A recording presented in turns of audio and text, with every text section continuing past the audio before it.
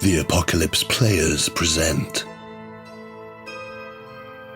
An Uncommon Burial.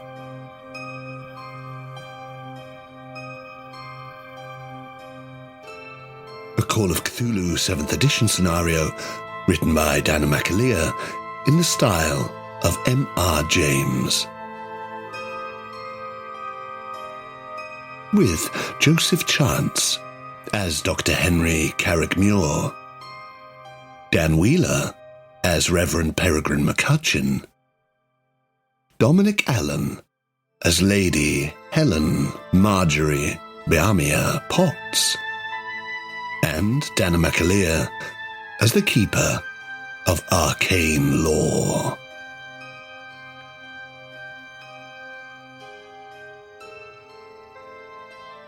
Part 18.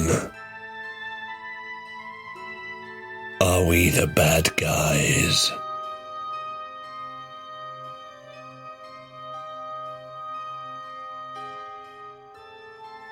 Wheel backwards. No, it's just a blessing. Nonsense, papist rubbish I'll have, thank you very much. Oh, no, it isn't papist. Don't worry. And she goes again to... What is... That still really raises more questions. Get away. What do you mean it's not papist? Welcome. Then. Welcome. Anyway, just a local tradition. You see her put the bottle back and sticks it back up on the shelf. What do you mean a local tradition? What kind of local tradition? Well, you were looking for two girls. Yes, they told me to come here. Did they? Why was that? Were you in a spot of trouble? Well, at the time, it could have been perceived as such, yes. I was slightly concerned I was being absconded by the authorities. I see. Well, yeah, that'd be them. That'd be them all right. Oh, well, they obviously took a shine to you. Oh, really? How so? Well, I mean, they recommended you come here. Well, I think it's time to start speaking plain. Oh, well, please. I have my Grey's herbal tablets, which was a bonus, but that's obviously not the real reason I came here. And I think you should be frank with me about why they would suggest I come here if I was in a spot of bother. No, of course. Oh, well, we help out the local communities and all that. We've no time for the peelers around here. Oh, we know that they're just out to stop people having a good time and everything. As she says this, she sort of just walks around you and sort of nods at Brian, you think she said his name was, and just slides the bolt across on the door. Well, I hope you don't mind. It's just so we're, safe talking. Don't want any customers coming in while we chat and shop, as it were. They recommended you come here. Well, what was it the constabulary had you pegged for? Well, we don't know. They insisted we weren't under arrest. Did they? Well, they'll do that, won't they? You know what they're like. Well, I don't. They'll insist you're nothing at all.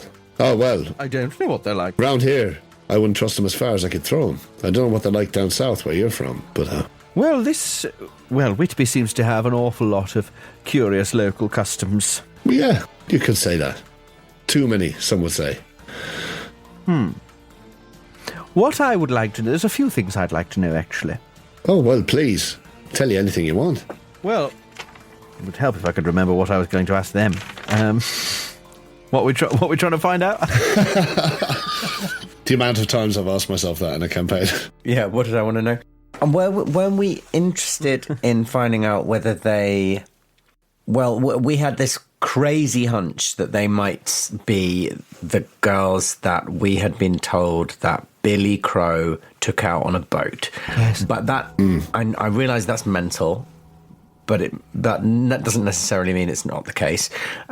Yes. But then we saw them in the pedestrian area of this Festival of the Sea, and they were taking out puppets. We might at least want to ask them if they know the crows, maybe.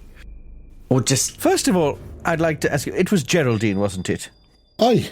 My name is Lady Helen Marjorie Bjarmia Potts. Jesus Christ, that's a mouthful. Isn't it?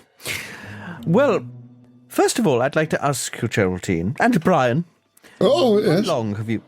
How long have you owned this sweet shop? How long have you been here doing what you do for the community, as you say?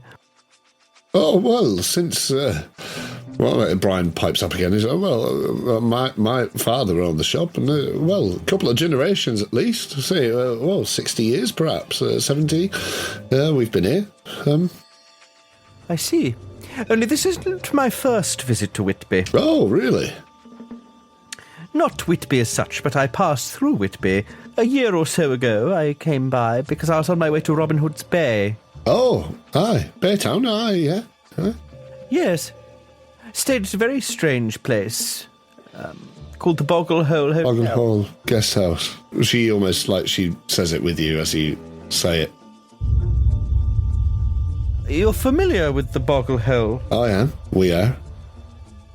We were. How so? Rather. Were? Yeah. So, you said, how long ago was it you were here? Oh, about a year ago. Right. Funniest thing. Oh, yes? Burned down about just over a year ago. It burnt down? It did. Well, this is awful news. Oh, I didn't think... I was planning to go there again after my sojourn here. It's funny, I got that distinct impression from the disdainful way you were talking about it that you hadn't enjoyed your stay at all. Perhaps that's some sort of role to convince her whether or not she... It's not a reason not to go to a place again just because you hated it the first time. Oh, fuck, is it not? No, of course not. The weather is so changeable. It could have been that alone that spoiled the atmosphere. I quite like you, you know. Well, maybe next time I'm here, the feeling will be mutual. Listen. What a line. What a line. I love it. Maybe. Were you trying to genuinely convince her, or were you not actually that bothered? Yes, let's say I was. What would you like here? A persuade? Or a fast talk, maybe? Persuade would be preferable. Yeah, well, let's go persuade. Because she's questioning it. Well, it's not good. It's something like a 75 on a 54. It's slightly cocked. I might push the roll, though. Okay. And I'm going to push it by... Well, she's already locked the door and tried to bless you with a bottle of something. She's, you're sort of... She's between you and the door. I'm not saying she's intimidating at this moment. No. But I think what I do is to really emphasise my... the shock of hearing this awful news. I swing my arms around and I go around in this huge circle near all the glass bottles of sweets and the counter and the shelves. Oh wow! And I wave my arms around in this sort of melodramatic swoon. Yeah. And go, oh my goodness! I can't believe it. I could have been caught in the fire had I been there, but a week or so later, perhaps. Wow. Oh no! I love that face. Oh, God. I love that face. What is it with these fucking dice? I know, it's great. 84 on my 54. Fucking hell. Great. So, I mean, of course, what happens is as you sort of go into this melodramatic sort of over-enunciation of your grief at this horrible guest house that you didn't even like in the first place, you do swipe several bottles off the counter, which goes sort of ricocheting onto the floor. You see Brian sort of, oh dear, with his hands, sort of the smashing of I'm so sorry. cola cubes and licorice balls, all this stuff just sort of skittering around the place.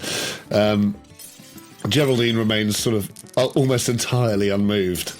And just sort of, she's not a slight woman. She's not like June from the guest house. You suddenly realise, that sort of frail old bird that seemed tougher than she was.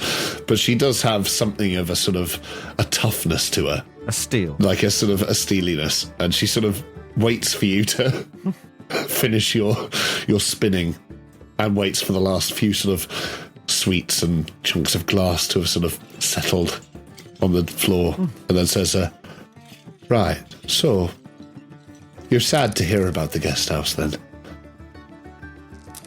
Well, in truth, no.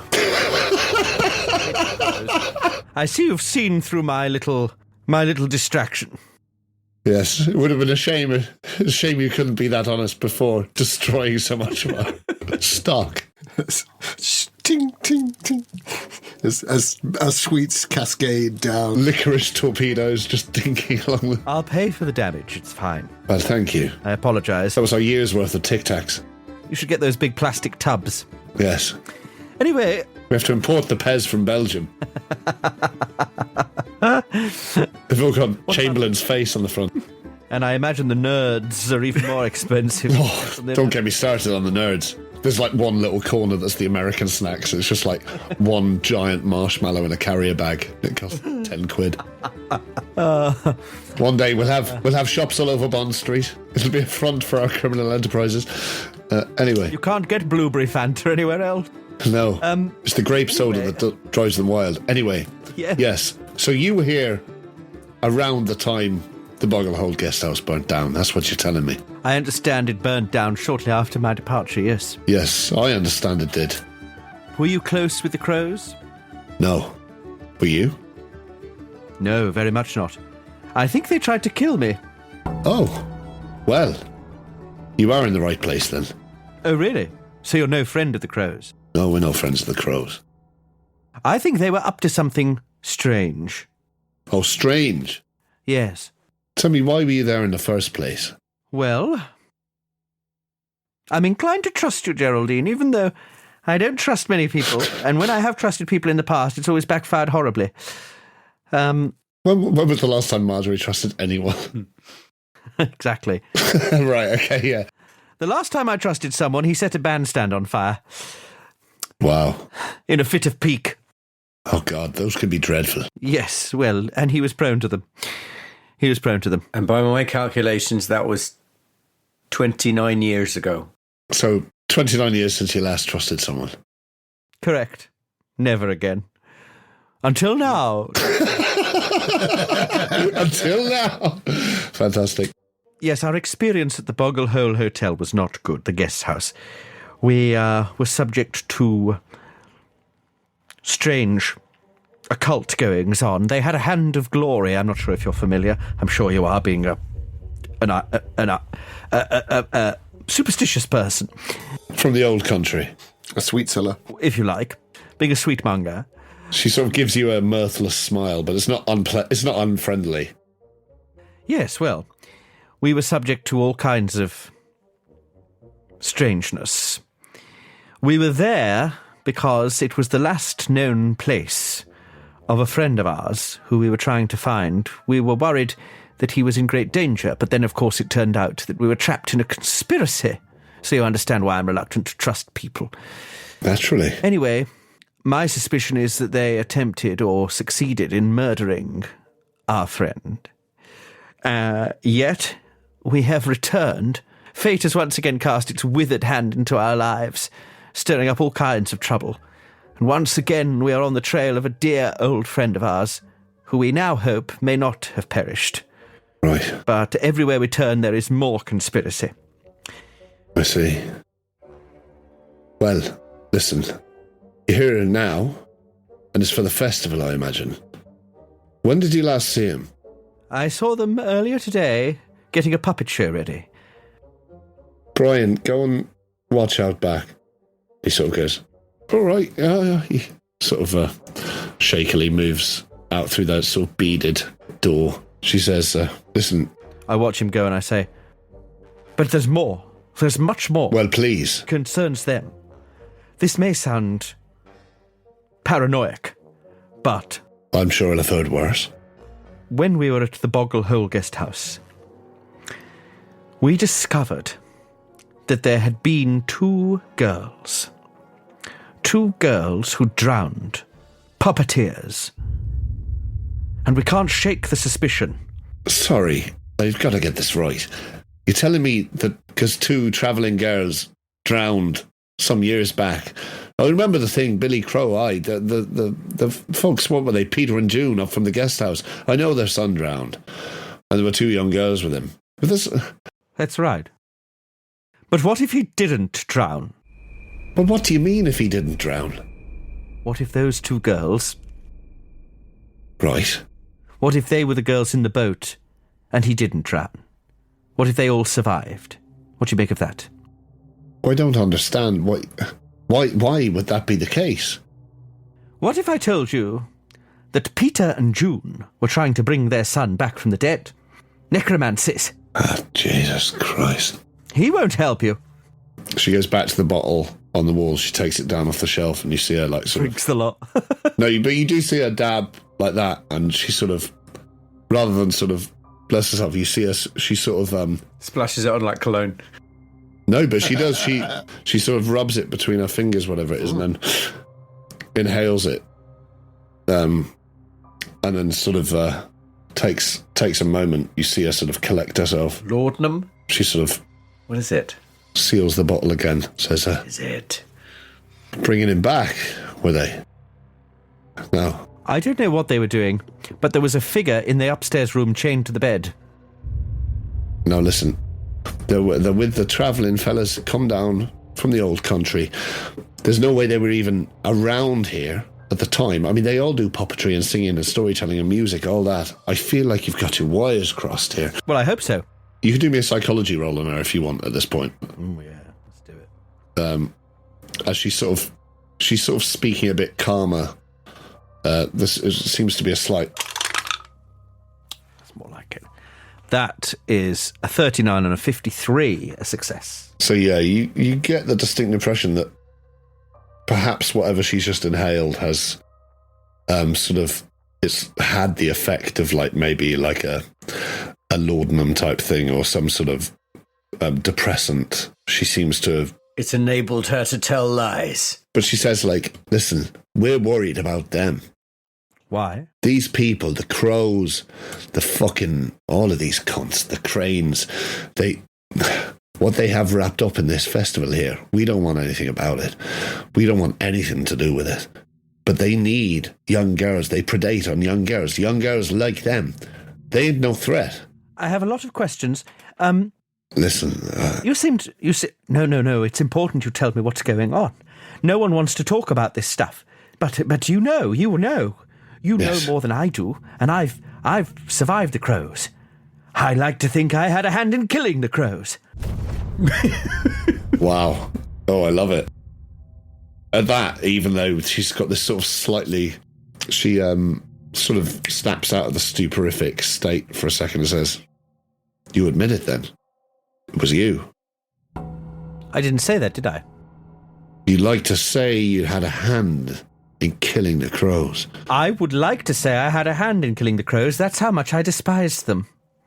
I see. Why? Are you sure you won't take a blessing?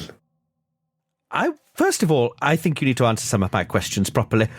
What's your connection with the crows? You said you don't trust them, you don't like them. You hate them. Why? We hate them for the same reason you do. They've got this whole town wrapped around their little finger. The cranes, the crows, whoever it is. I don't know what it is they do, but it's an older thing than we're meant to be doing here. Whatever it is they have planned here, people are going to get hurt. People always get hurt. People always go missing. Or they have these memorials for their son, for David Crone. Oh, it's so tragic their son went and drowned. What about the girls? What about the girls you talked about? Huh? What about them? What about the girls that go missing this time of year every year? Oh, just drunken, hijinks on boats. Oh, I'm sure it is. I'm sure that's what it is. You pick the youngest girls, the prettiest girls, as the queens of the sea for your big festival finale, and you take them out in the ships, and young girls would do anything for these people. These people run this town. Don't go sticking your head in with them. If you want any sort of comfort, if you want any sort of safe space away from them, you're welcome here. But you want to stay out of their way. They're godless. They're heathens. We're not a godless people here. All right. Well, if I were to tell you that I did kill the crows, what would you think of me? What would you make of that? Well, I know they say you shouldn't admire a killer, but, I mean, if it was Peter and June, with what's on their conscience, I couldn't think any less of you. Is that what you're saying? What is on their conscience? Just what you've already been saying, or is there something more specific, something else? Murder. Systematic murder. Sacrifice. What do you think? You burned them down. You don't have to tell me. I can tell from what you're saying you're beating around the bush. But you were here just over a year ago. You don't have to fucking lie to me. You've given me enough information. I'm saying I would not think any the less of you. But they weren't the last of the crows. This whole town is run by these people. You've lived in this town for 60 years. You know that I do have to lie. We should all be lying to everyone all the time. No one can be trusted. Sure. You're the closest I've got to trusting someone. So if you betray me, I'll burn this sweet shop down and I'll kill you both. At that, a genuine smile breaks out over her face, and she goes, "Oh, it fucking was you, wasn't it?" Of course it was me. Look at me. She doesn't know that you jumped out the window on top of one. No. God, yeah. Tell me, how did you do it? I hurled my body out of an upstairs window and crushed June to death. How did you land? On my ass. The only thing I regret about it is that she didn't suffer long. Well, I mean, any suffering you gave to her, fair play to you. And she goes, "Brian, we all right out back?" "Oh, yeah, no, seems to be fine. You can come back in if you like." She says, "Listen, I like you a lot, but you're in a lot of fucking danger being here. And I'm probably in a lot more danger than I'd really let myself in for, letting you in and letting you tell me all this. But I'll tell you, if you need somewhere to hide from the crows, from the cranes, any of those bastards, this is your place. Just don't go pinning your blames on any of those travelling folk." Oh, I wasn't intending on blaming them. I was concerned. I was concerned that they were involved in something. Yeah. And it sounds like they are. It sounds like they're the ones, they're exactly the girls that these fuckers go after. So you see them again, you fucking bring them back here. Do you promise me you will? Yes, of course, of course. Good. Tell him Geraldine wants him home. And what is your surname? Taylor. Taylor? Why? You're not related to the... You're not related to the girl who works in the... What, Annabelle? Yes. Well, the Angel. Is that where you're staying then? No, we just went in there for a drink. Oh, right. Oh, yeah, no. Annabelle's my daughter. Ham and eggs. Oh, really? Brian, they know Annabelle as well. Oh, do they? It could be true. Can I do another psychology roll on? Yeah. Oh, God. As you're doing the psychology roll, he walks back into the room and takes the same bottle down she's been using and sort of does a little dab on his finger and smells it again. What is that stuff? Oh, it's just ashes from the last service. Oh, fuck. What? Ashes from the last ceremony. It's just a... What ceremony? It's a local ritual. It doesn't matter. The snorting ashes. Ashes, ideal for cold nights and mornings. How was your psychology roll? That was a success. And this was to whether or not she was sort of being genuine about Annabelle being her daughter. Mm. She seems... It was a regular success. Yes, she seems genuinely just, surprised and like... And the way she called Brian back in afterwards sort of also lends itself to that, like, oh, they know Annabelle. Well, we're not just going to gloss over this ritual. What is this ritual with ashes? Although I do think, as we're on that point, we should probably cut back to the police station, sorry. Well, I have one more question. Oh, yes. One more important question. Just one more thing. Just one more thing. Aye. Do you know a man? Yes. Called Robert Thompson? Oh... Cliffhanger. And we cut back to the police station. Perfect. Lovely. Perfect.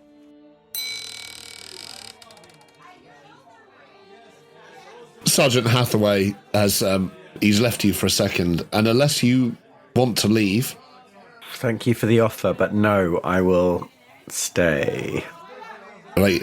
I'm sorry, obviously... You were privy to this as much as anyone else. We've a lot of turnaround to be doing. Just lock him in there, Bernard. We'll do it later. And he, But he has a set of keys, and he says, right, Miriam Dag, you wanted to visit, and yes, absolutely right. He'll be being moved to the Crown Court, I think, tomorrow or so in York, but yes, he's still in the holding cells for now. Bernard, in fact, come back here. And Bernard comes back around the corner, he hands him the keys, and he's like, the Reverend here. And Bernard sort of seems shocked to see you again suddenly as well. And he says, oh, yes. And he's like, take the Reverend here. Sorry, what was your name again, Reverend? McCutcheon, Reverend Perregrine McCutcheon. McCutcheon, right, yes. Perregrine McCutcheon, that's right. If you could take the Reverend down to our friend Miriam Dag in the... I can't even remember which cell he's in now, but you know the one. And he'd just like to say a few words with him. And he assures us that his friends who are going to help us with our investigation will be along shortly to help us. But for the time being, I'll take over if you could take him down. And he sort of takes the keys and says, all right, yeah. So he says, if that's all right, Reverend, I'll leave young Bernard to take you down. Of course, yes. I'd be very happy for Bernard to accompany me. He sort of opens the hatch and he leads you around the desk and through like a little side door. And you go down a small set of stone steps and you can hear a lot of noise going on now, a lot more noise. And you can hear a lot of Irish voices as well as English voices. And you start passing by these holding cells. It's like that scene in Silence of the Lambs. Less scary and more like a folk festival. Someone throws a handful of semen at me. Yeah, exactly. Yeah, and then chokes on their own tongue to death. But you sort of passing them by. You do recognise maybe a couple of, or you recognise their outfits and stuff, and you're sure they're part of it. You do hear a couple of people like, Father, you're right there. Yeah, Father, say a prayer for us, would you? You know, like. Of course, yes, for all sinners. Thank you. God bless you. And he's sort of like, somewhere along here where the thing is, we've had to put them all in together. There's too many for one thing. And he gets to sort of a back room. He's like, but there should be less in here. And it's like not a barred off thing. It's like at the end there's an actual door on the side. And he sort of unlocks the door and opens it. And it's quite dark inside. He pulls out, he's got one of those... he takes like a sort of bullseye lantern off the wall and leads in. There is some light in there, but there seem to be about like sort of 6-7 people sat around this little bench that sort of goes around the room in a sort of not a semicircle, like a square thing.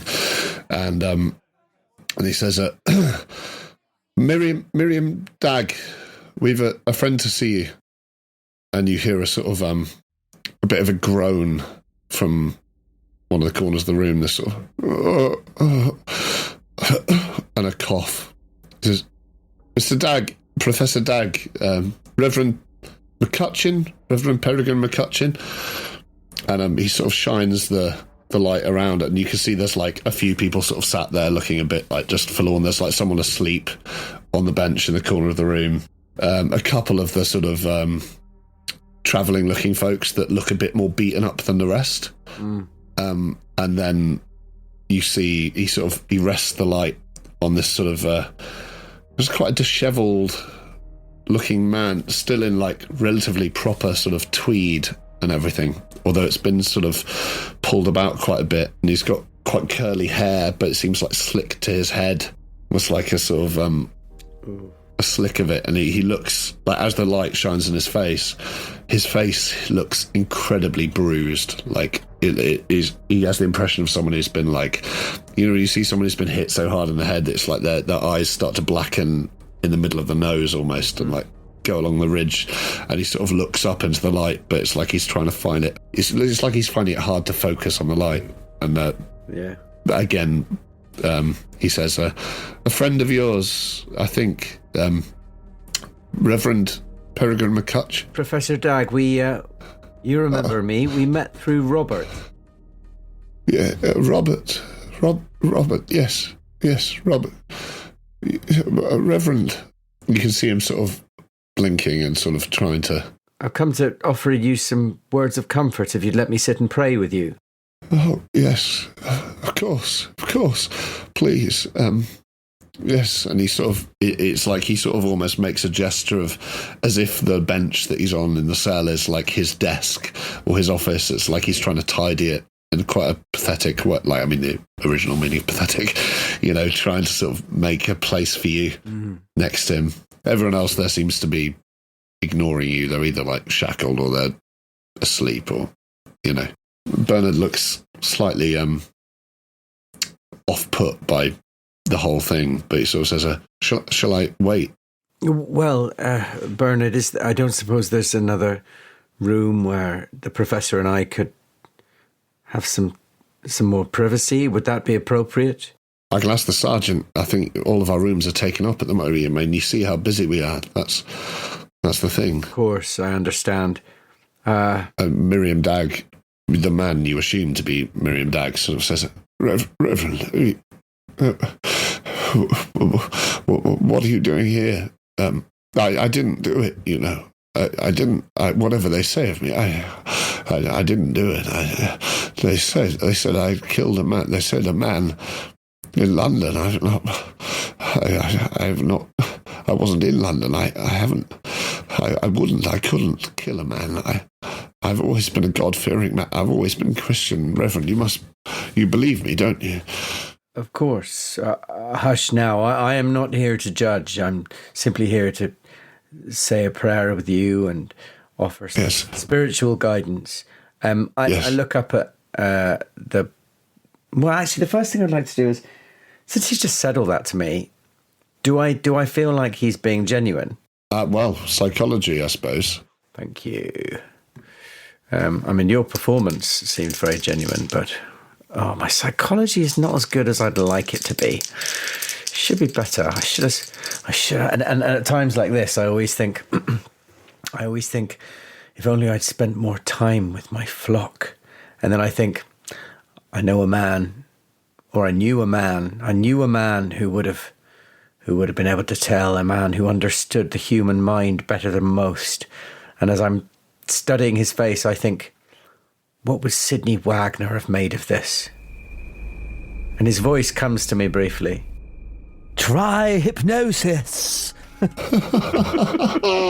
It is the back door to the human mind. And I think to myself, well, I suppose if it's a skill in the book, I must have 1 point in it. But no, I roll psychology. I'd like to make a joint skill roll between psychology and hypnosis. Oh, wow. No, Love it. I've rolled a 49, so that's a fail on both. Okay. I think maybe it's the fact that he's mumbling so much because he looks so badly beaten up. He looks quite fresh that you can't really get a gauge on what he's saying because it's only vocal. And also, you don't actually know him, do you? Like, it's... No, I don't. Never met him before.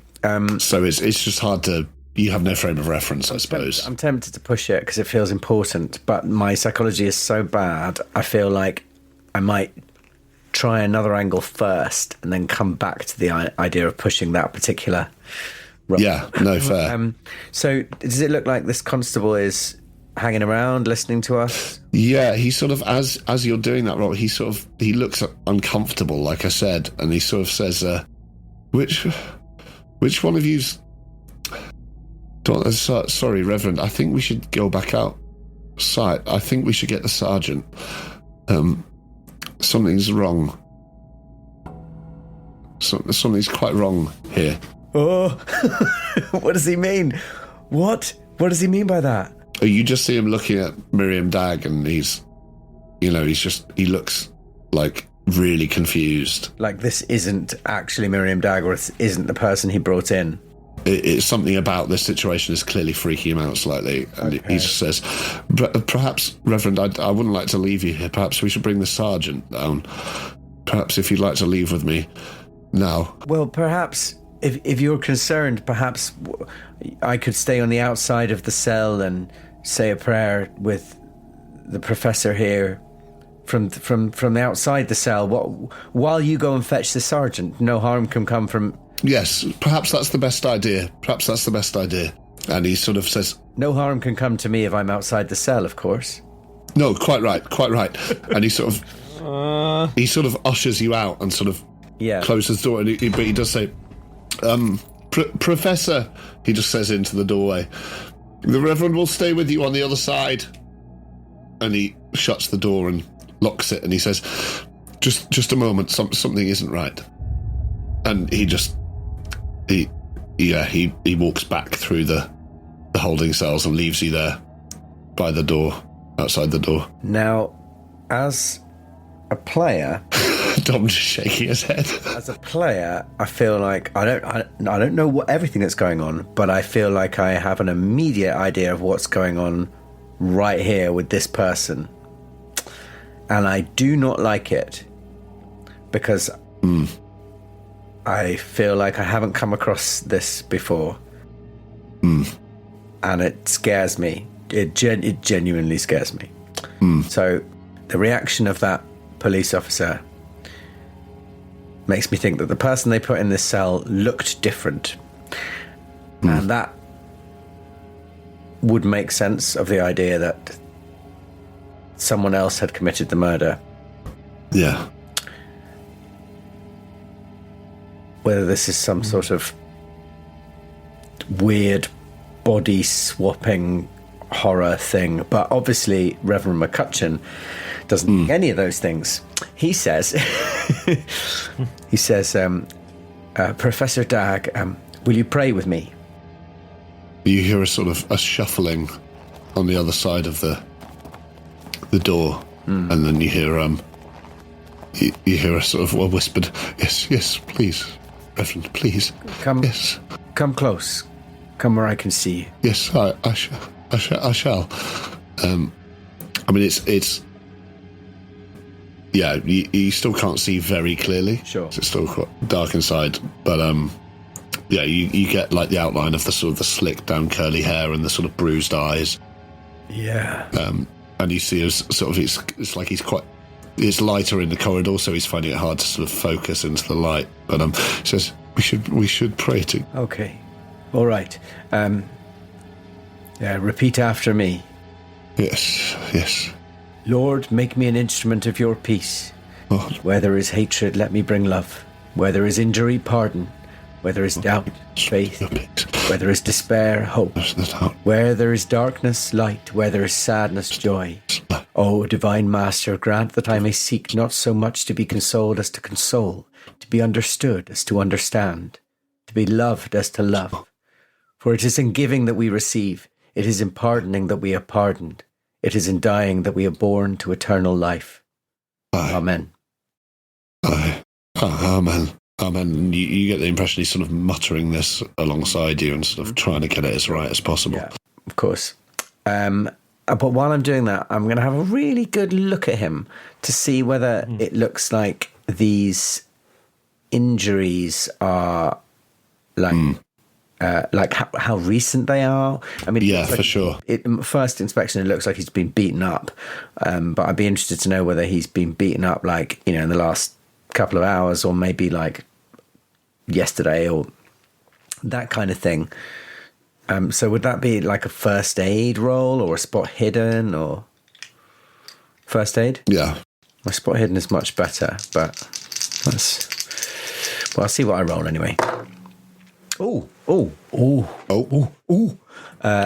can spend 1 point of luck to make that an extreme first aid roll. Oh wow, okay. I mean, I think with a hard, I could probably give you everything. There's nothing like, I don't think there'll be anything hidden from you.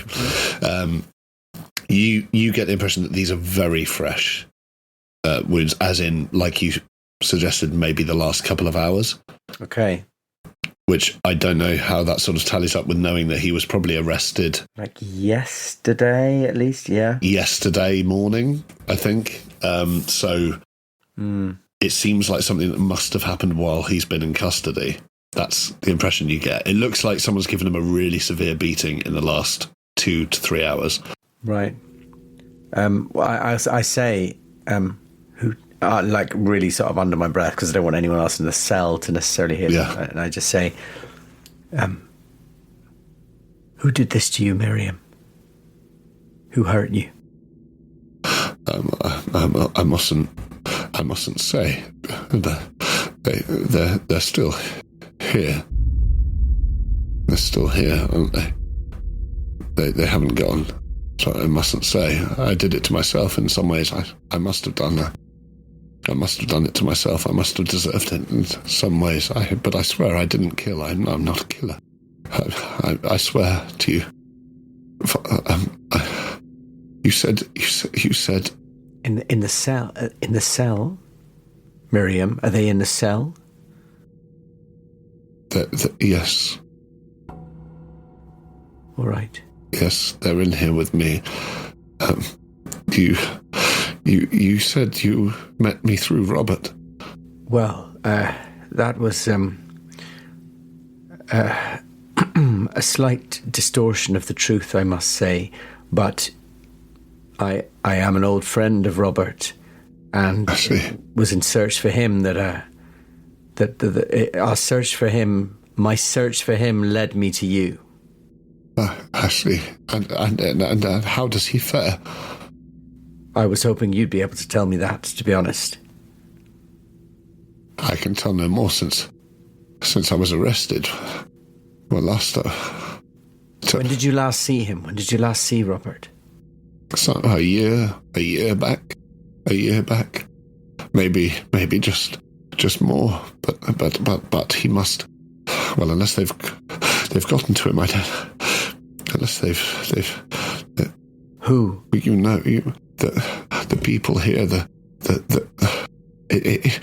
All of the people here. There's some ring, some fraternity that it runs this place. Robert knew. Yes. Robert knew a truer path than they did. It frightened them. I think it frightened them. I think his was the right path. Did he show you the path? At this point, I slip the ring onto. I put my hand inside my pocket, slip the ring onto a finger, and just draw my hand out of the inside of my coat, so he can see the symbol on the ring.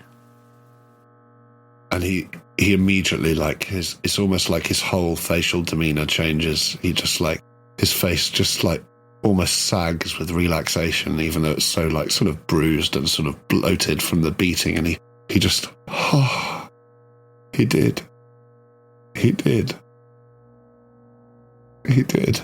And what I want to ask is, are we the good guys? Yeah. Is this vacancy doesn't say nice vacancy. It just says vacancy. After all these years, he says still asking that question, aren't we? He says, you will try and do what he did, what he couldn't. Destroy it. You'll destroy it. Destroy. You find it. Weathersoul. Find it. Destroy the helm. Destroy the helm. Do not, before Mayday, don't try your fortune. Don't try anything. You must destroy it. You must destroy it. Before Mayday? Before Mayday. Beware the smokers. Beware the smokers. Find Weathersoul. Destroy it. You must destroy it. And as he's in there, you hear this sort of sudden sort of shifting in the room, and he sort of smiles for a second, and then it's like something just pulls him back into the darkness. You hear a sort of a gasp and a sort of a slight sort of almost like a chuckle, and then you just start hearing this wet thumping on the ground, and this sort of exhalation. I yell, guard, officer. And you start to hear upstairs. I mean, it's still. I start banging on the bars. And again, it's still so you suddenly realize how calamitous it still is out in the hallways, because there's all these other holding cells full of people, and you realize Bernard's upstairs now, and you're hoping he's you hear what you think could be feet on the stairs and everything, and you're looking into the darkness between the bars, I suppose. Yeah, to see if I can see anything at all. And you see like a sort of like, you see a bit of movement, like a shuffle, and then you see this like, it's like a lick of like, I don't know, blondish, matted sort of blondish hair, like a sort of fringe catching the light, and then this sort of like shape just like on the floor in front of you, just like slaps down onto the stone floor, and it looks like a sort of a baby's hand. Like this really tiny sort of like infant's hand. It looks quite like pink and quite, like fresh, and like the skin looks very pale, but then small as small as an infant's hand. Yeah. Oh my god. And then with that the arm that it's attached to, you realise leads into a hand that is adult-sized, if not more. And that there are other, like, stranger sort of shapes in it, and it gets dragged back into the darkness in a second, you hear like the hand's got hands instead of fingers. That kind of it was like a sort of a baby's limb appendage that led into like the knuckles of a larger hand, and then it slides back on the stone, and you hear, "Hey, what's happening down here?" And you hear this like banging come down the stairs.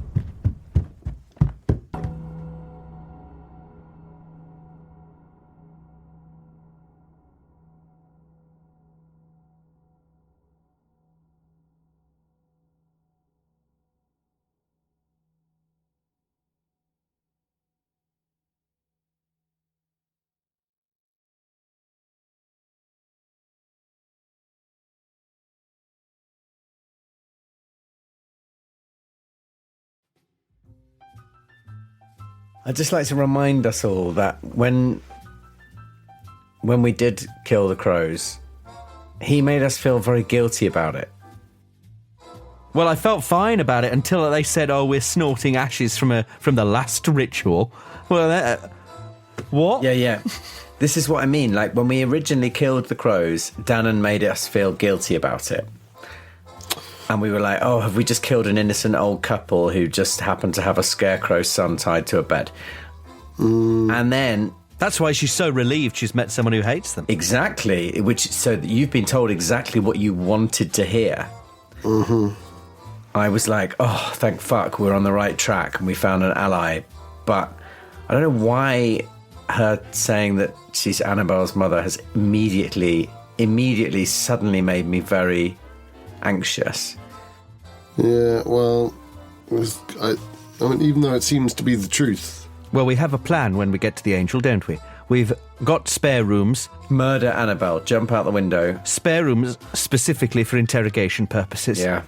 And Annabelle is duty-bound to bring us ham and eggs. We lock her in one of the rooms, and we beat some sense out of her as one beats dust from a carpet.